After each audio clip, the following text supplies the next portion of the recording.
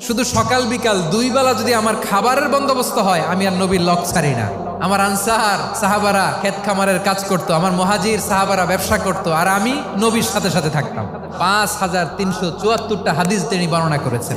সবচেয়ে বেশি হাদিস বর্ণনাকারী সাহাবী আবু হুরায়রা রাদিয়াল্লাহু তাআলা আনহু। বিড়ালের বাবা কি করতেন? খালি হাদিস মুখস্থ করতেন। হাদিস প্রিজার্ভেশনের কাজে বিশ্বনবী ওনাকে কাজে লাগিয়েছেন। উনি একদিন বলেন, ইয়া রাসূলুল্লাহ আসমাউ মিনকা কাসীরান ফালা আহফাজু। নবী, অনেক কথা শুনি, আমার মনে থাকে না। বিষ্ণু বললেন, তাই তোমার চাদরটা বিছাও। আবু হুরায়রা বিছালেন। বিশ্বনবী হাত বুলায় দিলেন। এরপরে অনেক হাদিস বর্ণনা করলেন। আবু হুরায়রা বলে, তারপর থেকে বিশ্বনবী যাই বর্ণনা করে আমি শুনি আর একটাও বলি না। এখন সুবহানাল্লাহ। বিশ্বনবী ওনাকে নবীর এই যে লক্ষ হাদিস প্রিজার্ভেশনের এই দায়িত্ব দিয়েছেন সাইয়েদনা আবু হুরায়রা রাদিয়াল্লাহু তাআলা আনহুকে। আপনারা কি খেয়াল করেছেন কত বড় চৌকস ট্যালেন্ট হান্টার ছিল আমার নবী? এক একজনের এক এক ট্যালেন্ট, এক একজনকে এক এক দায়িত্ব দিয়েছেন, এক একজনের প্রতিভাকে এক একভাবে বিকশিত হওয়ার সুযোগ দিয়েছেন। আওয়াজ করে বলেন ঠিক কি না?